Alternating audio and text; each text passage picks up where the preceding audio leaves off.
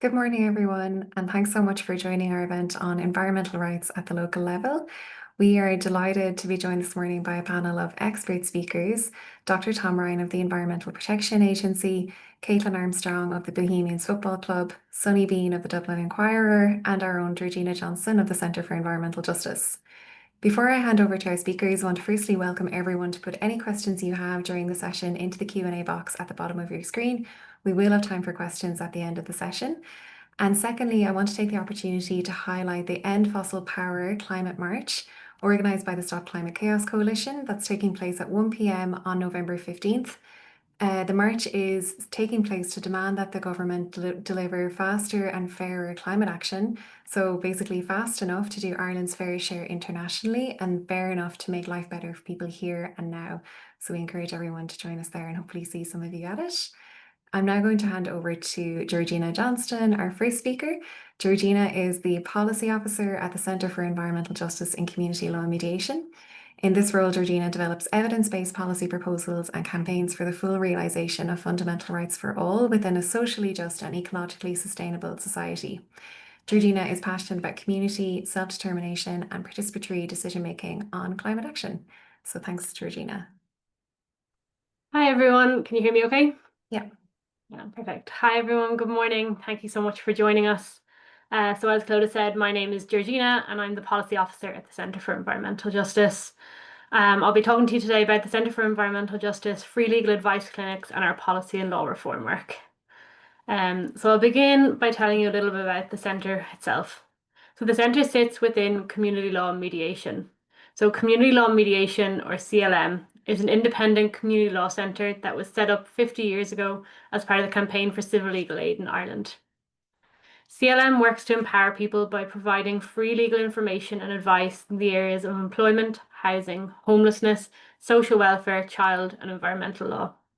We also provide free mediation and conflict coaching, as well as education services. We have offices in Coolock and Limerick, but our services are available nationwide.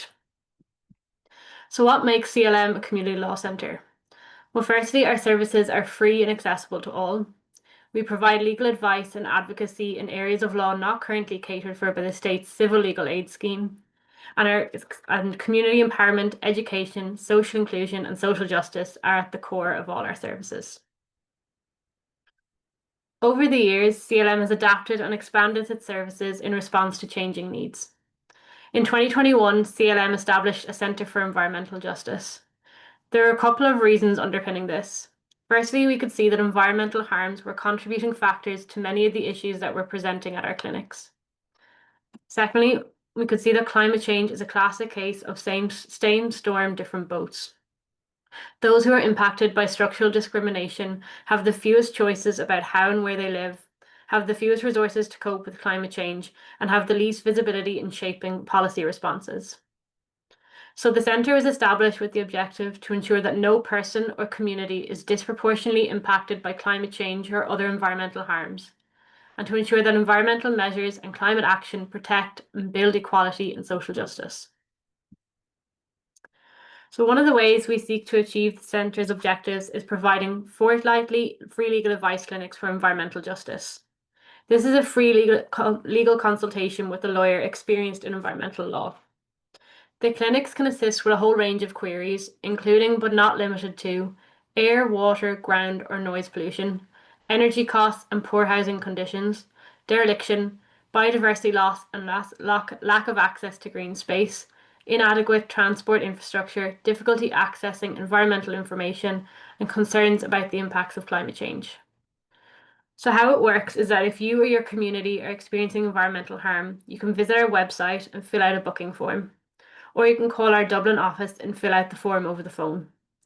Once you submit a form, we aim to be in contact with you within 48 hours with a clinic appointment. Clinics can happen over the phone, Zoom, or in our head office in Coolock. They last about 40 minutes and the consultation is entirely confidential. If the issue is particularly complex, you can book a further appointment. There's just one caveat, and that's that we cannot assist you if you already have a lawyer. So since 2021, we've assisted with a range of queries, but I'm just going to share two examples of environmental issues the centre has assisted with more recently. So the first picture here on the left is an illegal dump that was in Priorswood. The industrial-sized landfill was estimated to hold 40,000 tonnes of waste and had been affecting the North Dublin's health and well-being for decades. Hazardous materials, including asbestos, had been found on the site, which was often subject to fires, and local residents were constantly having rats from the landfill enter their home. Residents have been complaining for years to have the landfill cleared by Dublin City Council, who is the owner of the site. The Centre for Environmental Justice became involved more recently, supporting residents to put pressure on the council to take action. In May of this year, the council began clearing the landfill, and a consultation process has commenced with local residents on what they would like the site to be used for once the clearing is complete. A sensory garden, allotments, and a playground are being advocated for.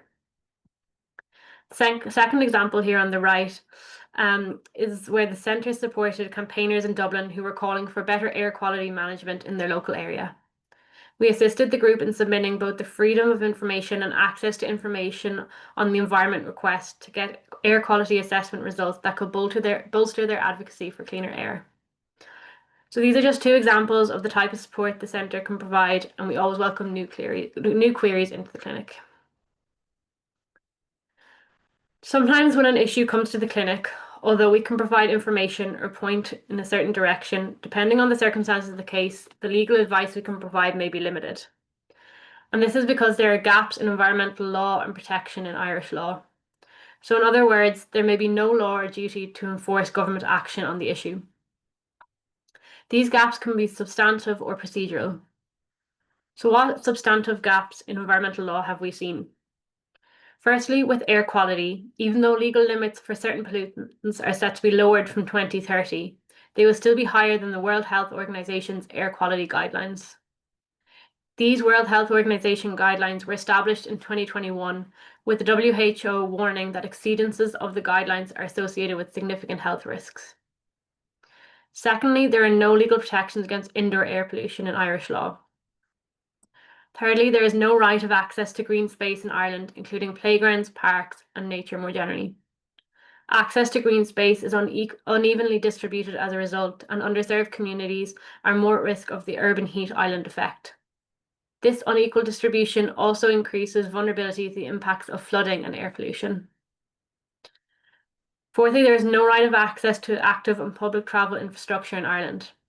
As a result, many parts of Ireland are left without access to adequate public transport, accessible footpaths, cycle lanes, and other infrastructure.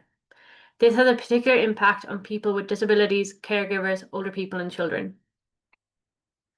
Fifthly, limited standards and obligations exist to limit noise pollution. And lastly, there is no legislative protection against energy poverty, with 1 in 3 people in Ireland struggling to afford their energy bills.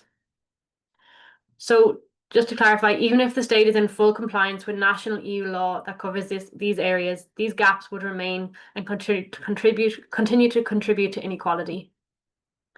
There are also gaps in the realisation of procedural environmental rights in Ireland. Under the Aarhus Convention, every person has the right to access information on the environment, to take part in environmental decision making, and the right of access to justice. Unfortunately, there are significant issues with the realisation of these rights. On access to information, in 2024, the Commissioner for Environmental Information said that an unacceptable number of requests for access to environmental information were being denied by public bodies. In 2023, the Commissioner reviewed 136 appeals and ruled in favour of the person seeking information in 92% of cases. On public participation, many communities feel excluded from environmental and planning decisions. Low-income, migrant and traveller communities have particular difficulties in having their voices heard. Online platforms and submission fees for planning consultations create real barriers to participation. On access to justice, Ireland's legal cost regime is a very real and critical barrier to public interest and rights-based litigation. It is very expensive to bring cases in Ireland, which more or less determines who gets access to the courts. These gaps in substantive and procedural environmental law inform our policy and law reform work. Our vision at the Centre is for the full realisation of fundamental rights for all within a socially just and ecologically sustainable society. We seek to advance legislative and policy change through strategic advocacy and casework. We develop evidence-based policy proposals in which we call for cleaner air, safe water, accessible public and active travel infrastructure, nearby services, energy justice, access to green spaces, and protection from climate change. We recently conducted research and published a report on environmental rights.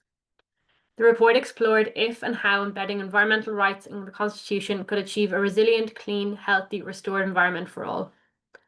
Although not a panacea, the research found that environmental rights could be a legal accountability tool that might help close some of the gaps I mentioned.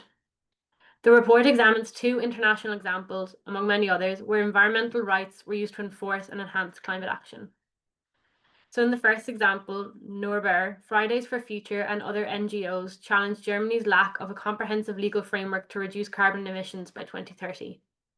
The German Federal Constitutional Court confirmed that the constitutional duty to protect the environment required more ambitious climate action.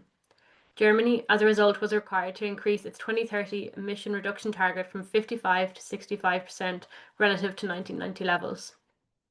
In the second example, the Held case, a group of 16 young people successfully sued the state of Montana, arguing its environmental policies promoted the use of fossil fuels, and therefore violated their constitutional right to a clean and healthful environment.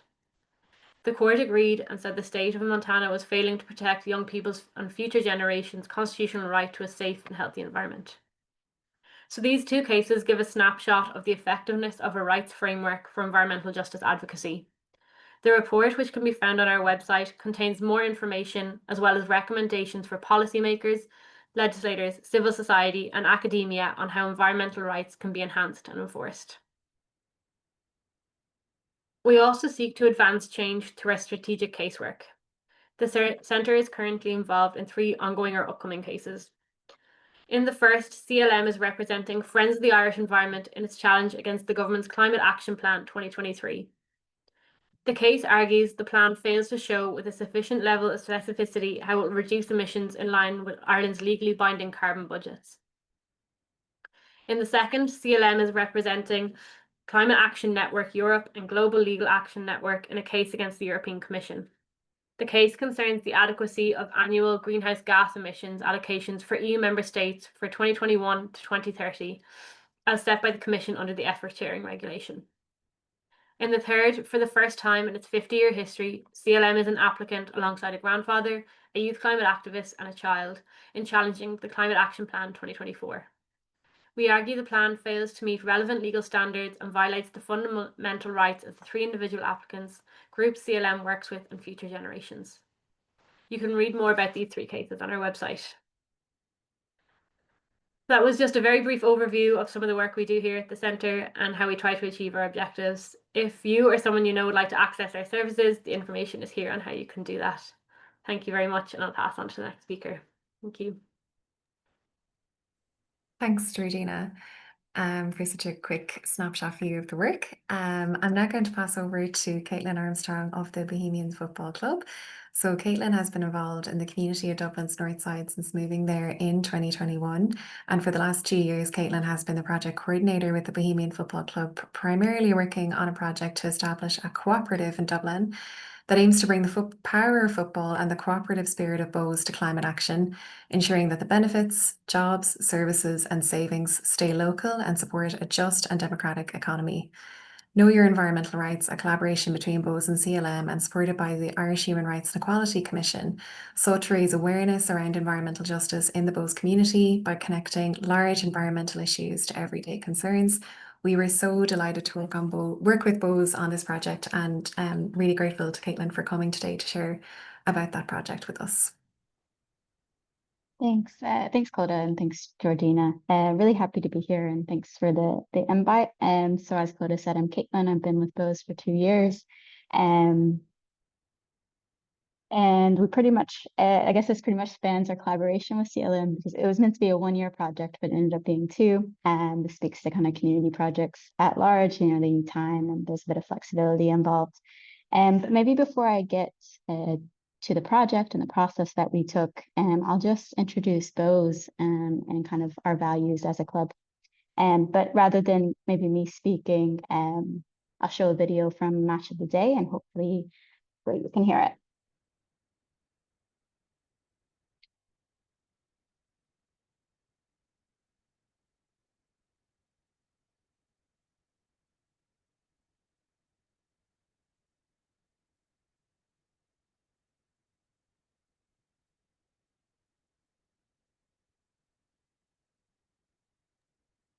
The volume doesn't seem to be on, Kaylin, sorry.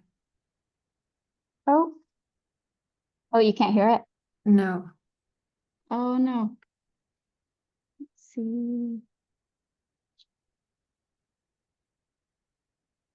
I'm not sure how I can fix that.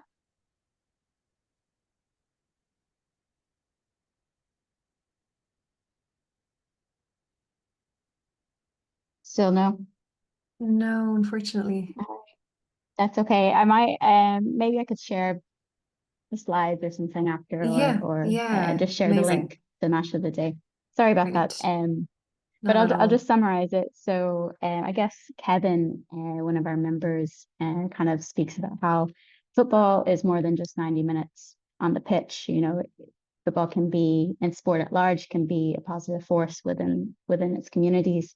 And then our COO and also has been a big part of the club for a long time. Dan mentions kind of the loss of identity in our communities, and um, I think about this in terms of how we're, I guess, how we're feeling this more and more every day, and our environmental rights, our collective rights, are very much linked to this, and whether it's housing or air quality, access to space, infringement on our rights and access to information, are making our communities feel very disconnected.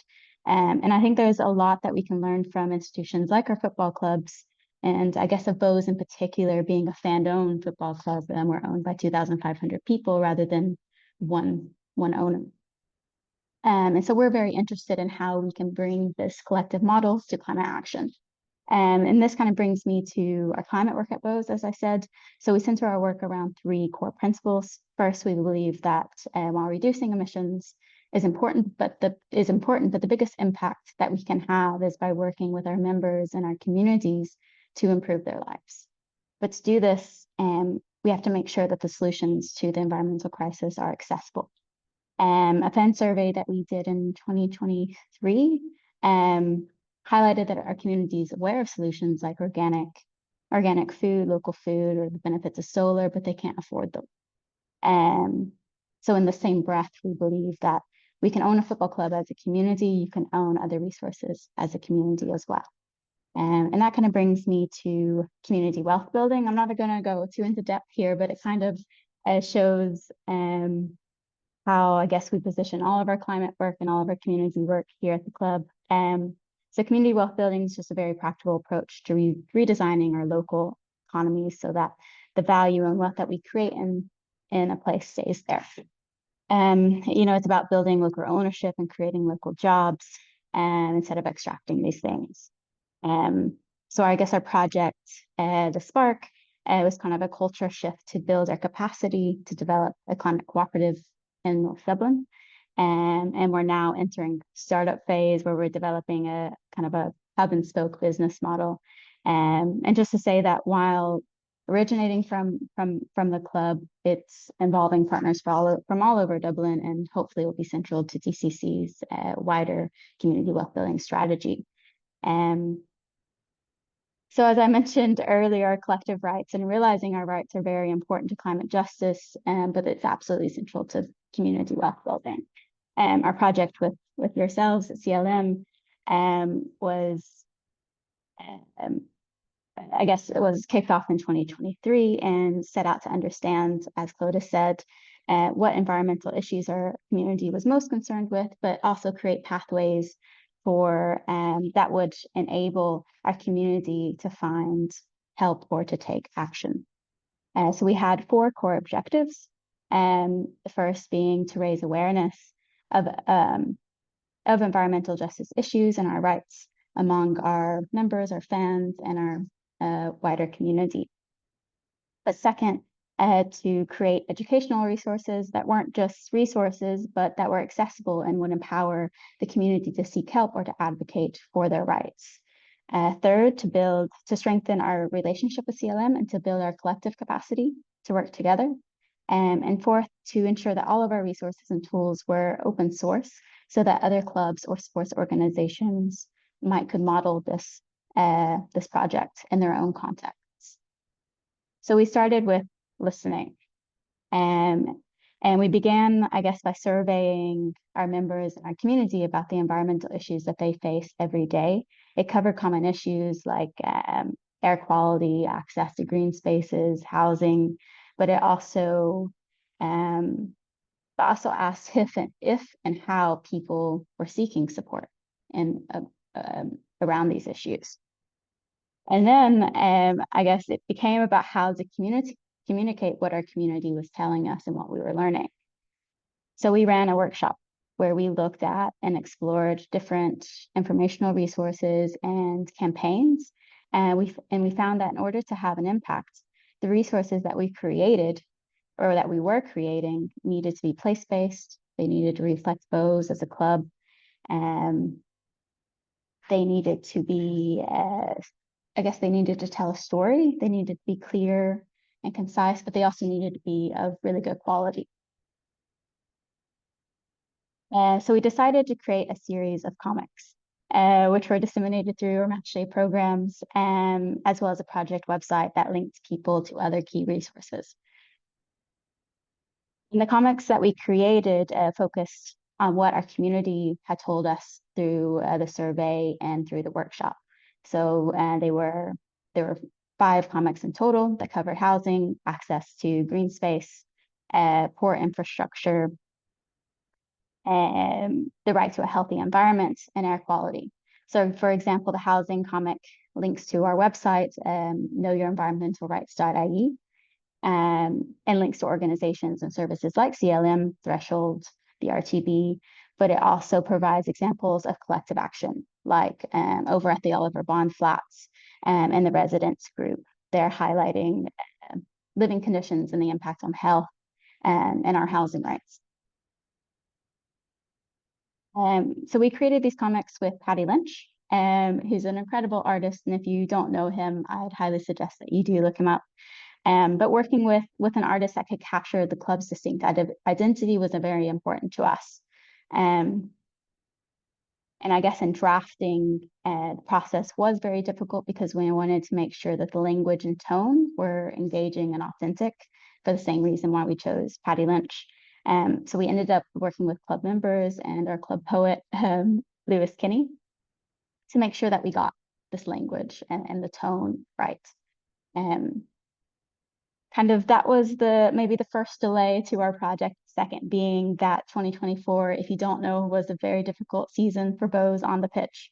And things were, I guess, very tense, and sharing resources that we had created risked them being overlooked or poorly received at that time. So we chose to wait until the 2025 season. This ended up being a blessing, I think, because our opening fixture, also, if you don't know, was against Rovers at the Aviva. And over 33,000 people were in attendance, which also broke a league record, or League of Ireland record, which was decades long. So the other 4 comics then were printed in match day programs between February and May this year. And I guess in terms of measuring impact and next steps and looking forward, we did conduct a survey to measure the impact of our resources, but it was a small sample size and we would really need more data. But I guess also while saying this, immediate findings were positive and made people much more aware and confident in seeking help about environmental issues that they face. And I guess that we were able to, that's part of the survey. We were able to conclude that there is a clear and urgent need to support our communities and to help them understand how environmental issues relate to their everyday lives. We're able to conclude that sport can play a powerful role here, but also we must listen and understand our communities first and foremost. Creative formats like comics can help make complex issues more accessible and relatable. Our communities really need sustained support so that they know how to advocate for their rights and will share this knowledge with others. And lastly, given the power of sport, it would be really interesting, I think, for other sporting organizations to model this approach in their own and in their own communities. So in terms of next steps, and before I hand it over to the next speaker, I'd just like to say that we hosted a workshop with about 15 other community groups based in Dublin to discuss how to communicate environmental rights within our communities, specifically within underserved communities in Dublin, which was really great. Was a really great way to bring community leaders together and to learn from each other, because there's no one size fits all approach. For example, youth-based organizations spoke about how children and families they work with often weren't aware of their rights. You know, first, why would you think about air quality if you're worried about heating your home or paying energy bills? But also, in many communities where poor infrastructure or lack of access or lack of green spaces is prevalent, this is normalized. And I think this disparity between communities just continues to grow. So solutions that they kind of spoke about were included not just framing these as rights, and not, I guess, framing these issues as our collective rights, but ensuring that there is informal and safe spaces to come together and discuss these things as a community. I guess which really brings us back to kind of those community-led, community-owned, community wealth building approach, and how this framework could help us build a fair and resilient community. But coming back then around to the legacy of this project in particular and what we can do next, we're kicking off free legal advice clinics with CLM for our members and for our community to seek help on environmental issues that they face. And the flyer is here, which I think this is an old flyer. I have the new one kind of beside me here, but these flyers and posters just arrived today, actually, and we're going to go out with a group of volunteers next week to go door knocking and flyer up all of the community to kind of share how they can sign up to the clinics. But we're really excited, I guess, to see these up and running. But I'll stop here because I'm really excited to hear from Sunny and Tom. But don't hesitate to reach out if you have any questions or if there's any resources that I can share further. Thank you. Thanks so much, Caitlin. We're so excited to be launching the clinics with Bose. I think it'll be brilliant. And please do check out the website knowyourenvironmentalrights.ie.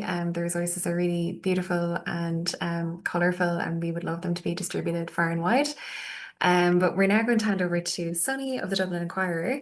So Sunny Bean is a journalist with the Dublin Inquirer, supported by Local Democracy Reporting Scheme. She covers the environment, transport and Dublin 15 area. Previously, she reported for KYUK, part of the National Public Radio Network, in Bethel, Alaska, a remote Alaskan community where she covered melting permafrost, crumbling infrastructure, and ways that climate change shapes daily life. Before that, she graduated from Columbia Journalism School, where her beat was the neighborhood in Upper Harlem. Originally from Virginia, she studied sociology and international relations at the University of Toronto and spent a semester in Granada, Spain. Thank you so much, Sunny, for joining us today. We're really looking forward to your presentation. Great, thank you. Sorry, that felt a bit, you have all these things that you write about, but really when I'm doing something like this, it really makes me remember that, or I just think about the fact that I'm not an expert.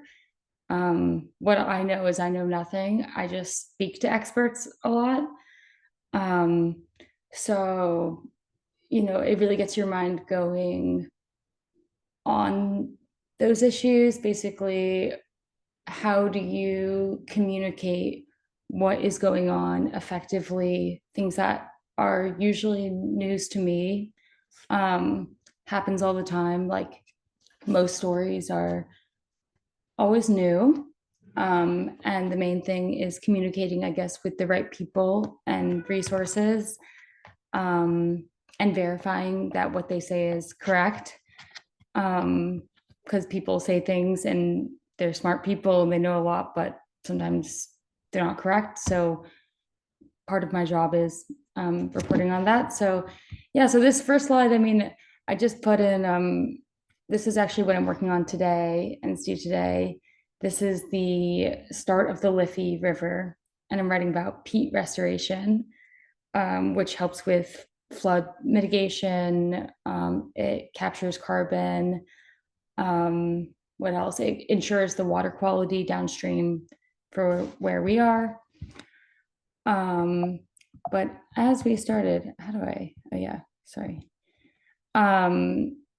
So I asked before when I was asked to do this, could I talk about Alaska? And I was told yes, but it's not the point. But I figured I would start with Alaska because that's where I moved from, and they've had a crazy week. So there's been more than 1,000 people displaced. And to be honest, it's not that unexpected because the Arctic is getting hit the hardest by climate change. It's one of the places. Climate change is affecting them almost 4 times as fast as the rest of the world. Permafrost is melting, and what they have is basically peatland, a bog. So when I was actually at that bog, I was out there with an ecologist, and I showed him photos from Alaska because I was like, this looks just like where I was in Alaska. And he confirmed, he was like, those are the same species. So I found it really interesting. I guess I found it hard to order it, but basically what I'm doing this week, I found it really interesting that I was out there looking into preventative measures, how to keep water in the bogland where I came from, pretty much all you could do was be reactive. So I guess I figured I would start with, yeah, there's this crazy flooding, and there's also crazy flooding in Mexico. But it just really hits home because it's a very unique and remote part of the world. When there's 1,000 people displaced, that's a huge percent of people because it's so dispersed. So I thought I would write about, I would also capture just something else I've done, which kind of related to that, which was that I wrote about the melting permafrost, which increases flooding and releases carbon and destabilizes infrastructure. And I just found it really, poignant what the previous 2 speakers were talking about. I guess it made me want to start here again because and it's all Native Alaskan people. So it's a very under-resourced place, unfortunately. And so when you're reporting on that kind of thing, I think it was really important, first of all, to go in person, to spend time, to not expect your first conversation to be the one where they open up or give you information. I often had to, not had to, but, I often spent time having meals with people, doing things where you got to know each other before people felt comfortable really telling you their climate story, because not everybody feels safe with a journalist or with an expert or with someone from outside the community. These were really small communities. And, it's not the only place that has small communities. Ireland has lots of them as well. And yeah, so I felt like that was an important thing. I think it was really important talking to all sorts of people about this. There was construction workers. I just put a little list. Sorry, I'm not great with slideshows, so just kind of random, but put in, all these different groups I talked to, and I didn't know about any of this. I didn't even really know what permafrost was. I don't know if you guys do. You can actually see ice when it erodes. So but it's mostly just like peatland, and then there's like ice, and you can see it when it erodes. So there's so much to learn, and so I felt like reporting on this kind of thing, it's not only talking to the right people, going back and forth constantly. I would call up these press officers all the time. So yeah, and oh, sorry, I didn't mean to do that. I was just like, how much time do I have? Okay, so how to get involved. So in Dublin, I think there and here, there's so many effective ways, I guess, that people get heard. And I think a big one is communicating both with each other and taking action. So on the right was like one of my first stories, and it was about this biodiversity group. And basically, they brought all these experts and volunteers together, and that was so effective. I got so many stories from that because just little things that people say are so important. People mentioned this rare plant, this other thing that I don't know that they're doing, like they're all these heritage apple trees that have spread. I think it's so important to get involved in those kind of groups because then also those people reinforce things for each other. They take part in the same projects. It helps me to get to speak to them because it's great to have experts. I met a bunch of really informed experts in those days who are the type of people who can just point at things and know the species, know what it means. So I guess I find it really important personally to talk to get to know people like that who not only tell you about what's important and going on, but also give you verifiable information. One thing I would say with this, I was just going to say that one thing leads to another because people I met at that led to this story about this rare plant that actually someone was emailing me about today because, you know, there's not much information about this like super rare algae. But then you find the experts, and those experts are so happy because nobody ever asks them about the super rare algae. So, you know, it's the only time that they've ever been able to have somebody interested before. And then talk to this invasive species. He was one of the biodiversity artists for Ireland. And then he told me about this class. Then he did scything day. So I guess the point of this slide for me was just that, like, when you concentrate and you listen and take time, you find even more. That's what I find anyways. And it's important because I always have to have a new story or whatever. I actually don't even know how much time I have. I should have set a little timer.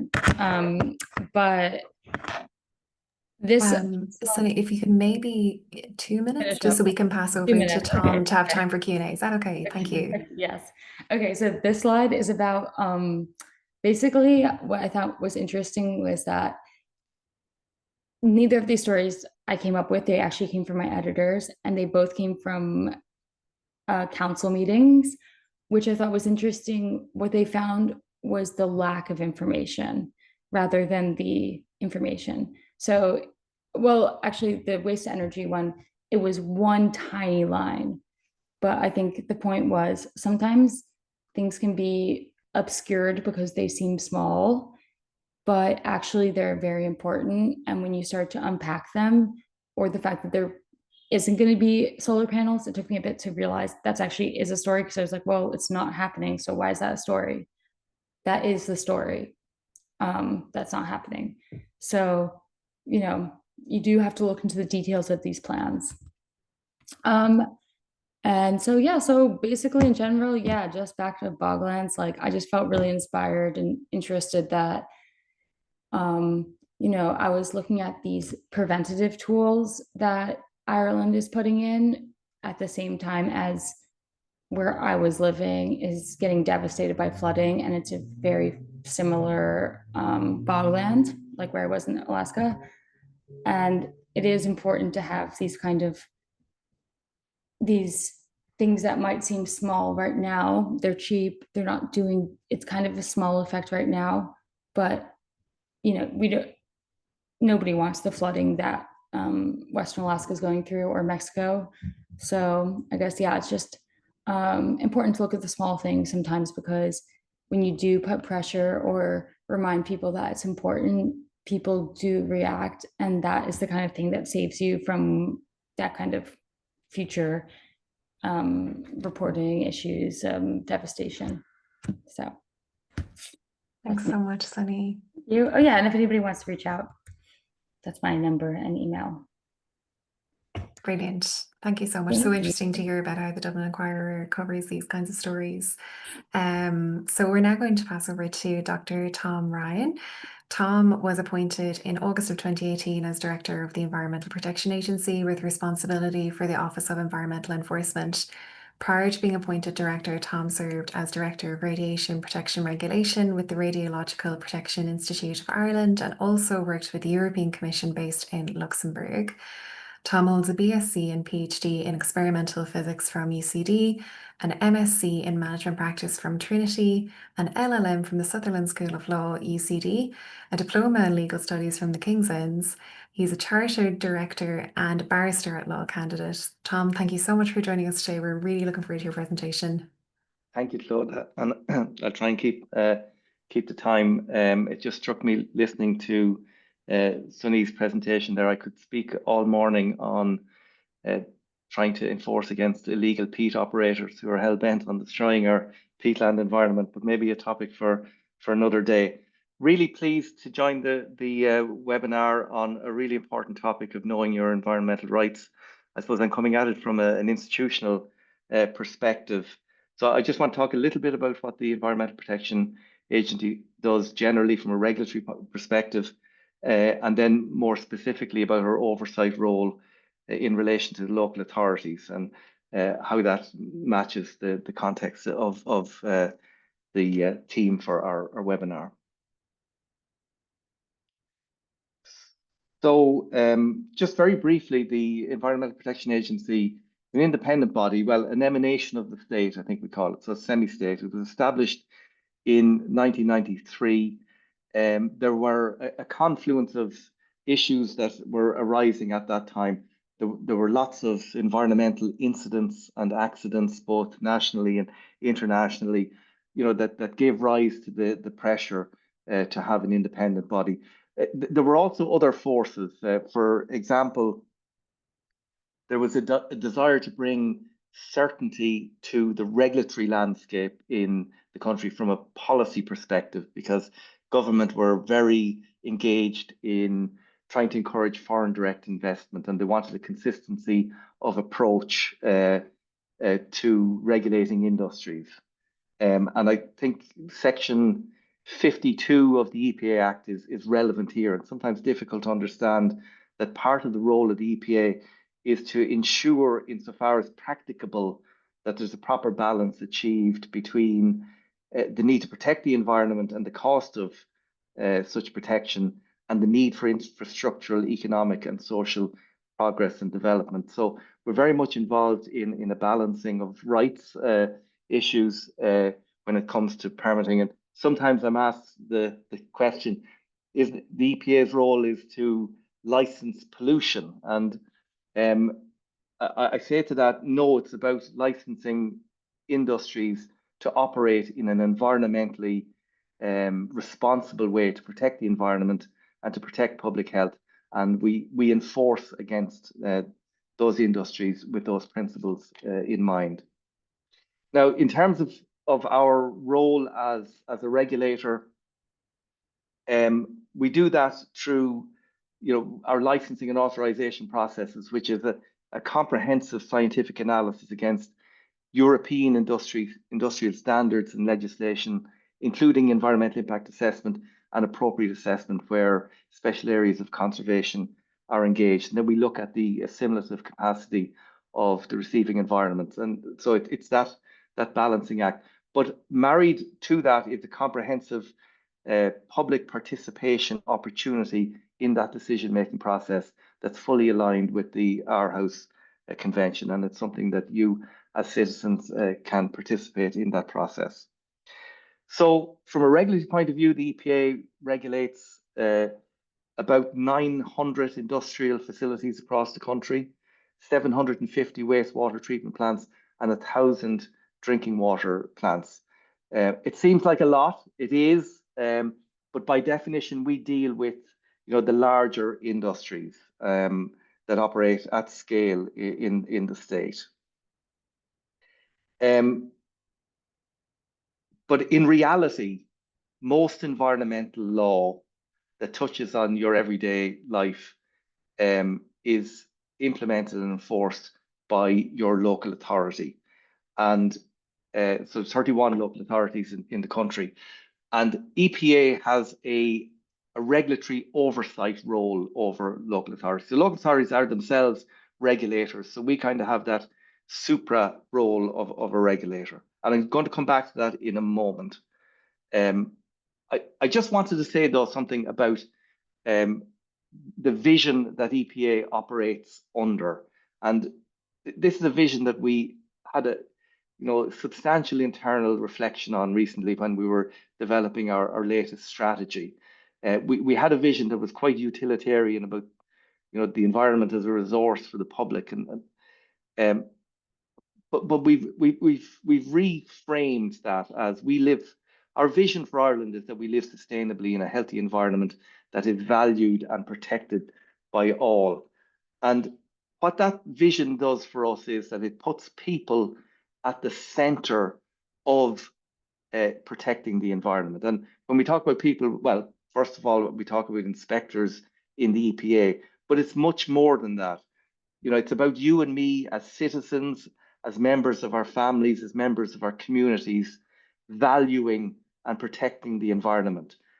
And if you notice that it is a reference to both your rights in terms of environment, but also the commensurate responsibility that goes with that, that we all share in protecting and valuing our environment. Just let me move on there. Okay, so I just thought this slide might be interesting in context as well. This is taken from our recent State of the Environment report, which is our large 4-yearly report, just to show you, the world, our country has changed so much over the last 50 years. And these are the challenges that we face today, or they give rise to lots of the pressures that we're dealing with today in terms of environmental protection. The population in 50 years from 3 million to 5.3 million.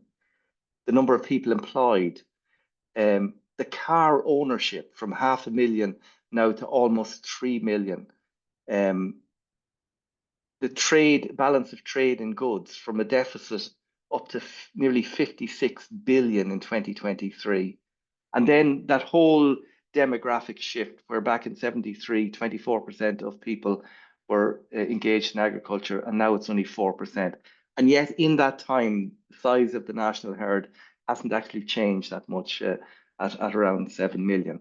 So they're the kind of numbers that give rise to some of the challenges that we're dealing with in terms of environmental protection, and that local authorities are dealing with. And maybe just to summarize very briefly, water quality is not where it needs to be, and it's moving in the wrong direction. Our recycling rates are not keeping pace, and it looks like we're going to miss our targets. So that speaks about the struggle to develop that circular economy. Exposure to air and noise pollution is harmful to our health and well-being. We know this, and our environment. And there are serious deficits in terms of implementation of environmental legislation and the related plans around infrastructure and that. And they're the daily challenges that local authorities and the EPA are dealing with. And just on the right-hand side of that slide, that's a performance framework that we use in assessing local authorities' environmental performance. And what we do every 3 years is we set out national enforcement priorities for local authorities in the areas of water, waste, air, and governance. And they report to us on their progress against those priorities. We go out and inspect them to ground truth what they're telling us, and then we report on that. And actually, there's a report coming out next week, actually, for 2024. So just watch that space. Making environmental complaints is a fundamental part of environmental protection. Can't stress that enough. And there's lots of different ways to do it, and who you can call. Now, I've put up here the National Enforcement Complaints line, open 24 hours, 7 days a week. That gets you through. You leave your message and it's passed on to the appropriate authority. So If it's a local authority in your area, they will deal with it. If it's for the EPA, it will eventually find its way back to us. Every year, there are about 77,000 such complaints registered through that process, just to show you the scale of issue that we're dealing with. There's also an app called the See It, Say It app. It can be downloaded, iPhone or other smartphones from the App Store. And here, if you see some rubbish that should in a public place, for example, you take a picture of it and upload it, and it goes to the relevant local authority, and it's dealt with. And then we have the Environmental Protection Agency, where we have a dedicated 24-hour-a-day line. You get through to an answering machine, which can be a little bit off-putting. You get to select whether it's an immediate issue or one that can wait 24 hours or whatever, and then you leave a message. But what actually happens in reality is that message is sent directly to the phone of the on-duty inspector, who will decide what needs to be done with it. Now, I'm going to finish up with this. Because we have an oversight role of local authorities, your first port of call, typically, if you have an environmental issue, is probably most likely your local authority, unless it's to do with one of our regulated facilities. If you are not happy with the response that you've got from your local authority, then you come to the EPA, and we try to resolve that issue with the local authority. We don't close that file until it's closed out. It doesn't mean that you'll always be happy with the outcome, and that might be to do with roles and remits, but we will always push the local authorities to exercise the full of their remit. So I'm going to leave it at that. Thanks so much, Tom. That's so interesting. And yeah, a lot to fit in to a 12-minute presentation. So thanks for keeping it so concise and to the time. We're now going to open it up to the floor. If anyone has a question they haven't yet posted in the Q&A box, please do fire away. Sunny, there's a question for yourself here in the first instance. What are the main barriers or challenges that journalists encounter in reporting on these issues? These, I think, to me, are kind of localized environmental issues. Cool. Yeah, I just noticed the questions now. I would say sometimes it's about having data and access to the correct information. Even with this one that I'm working on today about peatlands, it's like I'm being asked, how much flood mitigation does it really create? And it's hard to know specifically with what I'm reporting on what the answer is, because that's very specific. So sometimes, but it's not, you don't want to be vague. And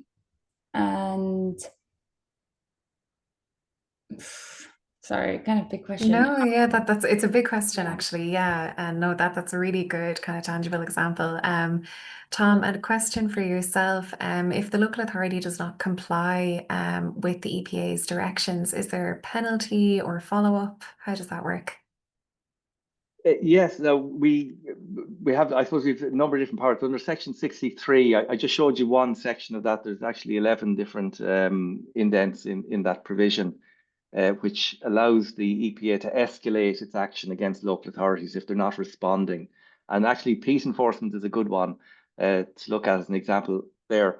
So ultimately, we can issue them with a direction, and if they're not compliant with that direction, we can prosecute them. Now, we have a record of prosecuting local authorities, particularly in instances where they're not behaving properly as a regulated entity themselves. But we actually have a number of open, what we call draft directions on local authorities at the moment. So the sanctions are there, yes.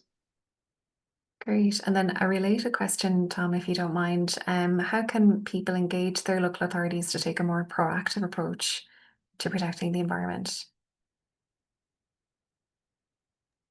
Well, that is an interesting question. Like the actual local authorities themselves have a lot of environmental responsibility. So I suppose if you're seeing them falling down on that, register a complaint with them. Now, I won't go into, obviously, there's a political dimension as well. Get to know your local councillor and put pressure on them, obviously, is always good advice. But as a regulator, if you feel that they're not performing, you can complain to us as well. If you have a complaint against the local authority, you can make that complaint to the EPA, and you'll find all the contact details on our website. That's really great. Thank you. Georgina, a question for yourself. What are the main challenges that present to the Centre for Environmental Justice Free Legal Advice Clinics? We really do get a whole range of queries, but I'd say the most kind of frequent ones are around air and noise pollution, inadequacies of flood infrastructure, and biodiversity loss. But we kind of welcome anything to do with environmental injustices or environmental harms. So bear that in mind if you're looking to access the services. Thanks, Georgina. A general question to the panel here, which I'll invite anyone to answer. How do you see people's environmental rights in relation to meeting our carbon budget targets under the Paris Agreement? So remaining within, I suppose, a 1.5 degree threshold, and how does that relate to people's environmental rights?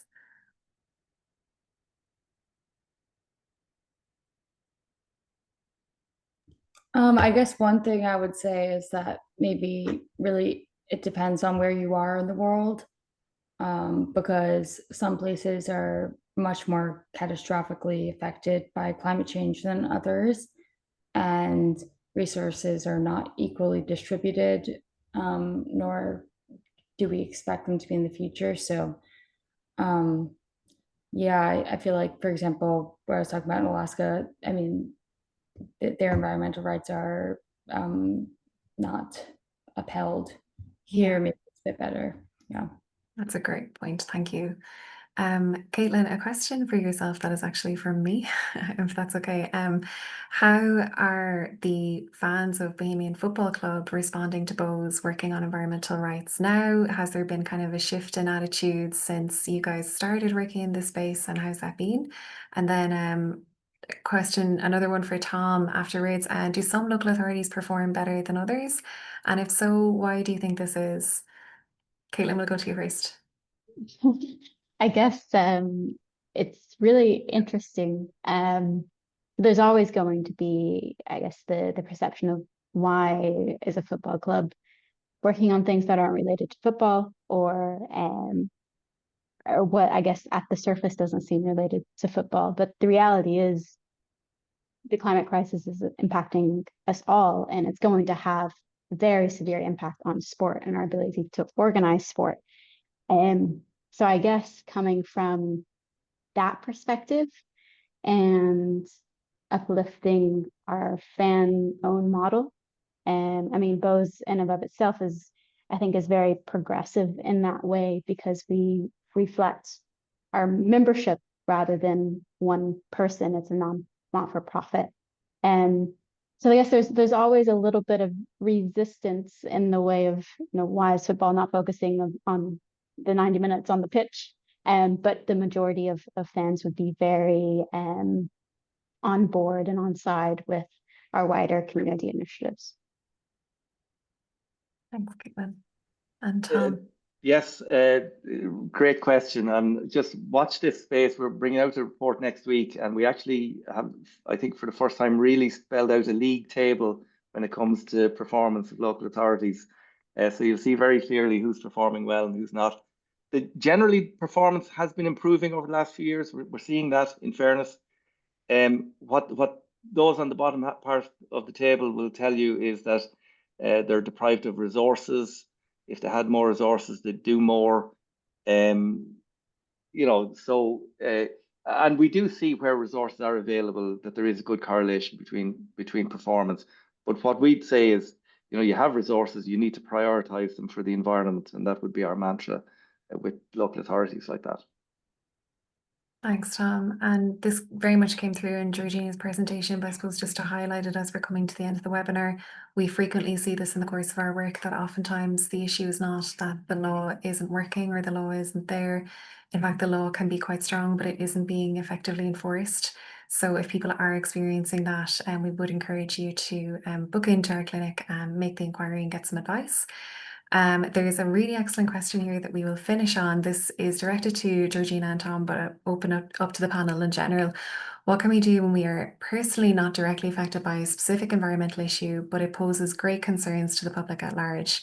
For example, the recent fish kill in Cork, the authorities found no definitive cause. How can we share there's accountability in cases like this? Okay, I'll jump in. Oh, Oh, sorry, no, you Georgina, go. No, go you ahead. go on ahead. Go on ahead. Well, it's just because the fish kill in Cork was the centre of my life for the last 8 weeks, and there's no one more disappointed than me and my team that we haven't been able to find both the culprit. Somebody committed a criminally intentional or negligent act. There's no doubt about that. They put something into the water where we could not identify the substance despite all of the analysis that we did. And we are disappointed with that. And there is and will be accountability there. I know that there's going to be an independent review of how all of the agencies performed in the response to that atrocious act in Cork. And there will be learnings from it, and the EPA will play its full part in trying to put in place better systems of response. But prevention, it should be completely socially unacceptable for anyone to dump that kind of nasty material into the water and create the atrocity that happened. Thanks very much, Tom. Did you want to come in, Georgina? Yeah, just to say that it's important to kind of connect with your neighbours and to build power within kind of local groups, and to focus on kind of dig where you stand and to come together to be able to advocate for long-term strategic change, I think is important. Yeah. Thanks so much. I think on that note, we will wrap it up. Thank you so much to our speakers for joining us today. And thank you to everyone in the audience for giving us your time and for such engaging questions. This session is recorded, so please do feel free to share it with your friends and family. I hope you'll explore the resources that were shared today too. And if you have ideas for future resources that the Centre for Environmental Justice could create, please do email us any ideas to let us know. And then finally, just to say again, we hope to see you at 1 p.m. on Saturday, November 15th to call for an end to fossil power. Thanks so much to everyone for joining us today, and hopefully we'll see you at our next online event soon. Thanks, Clodagh. Thanks. Bye. Bye.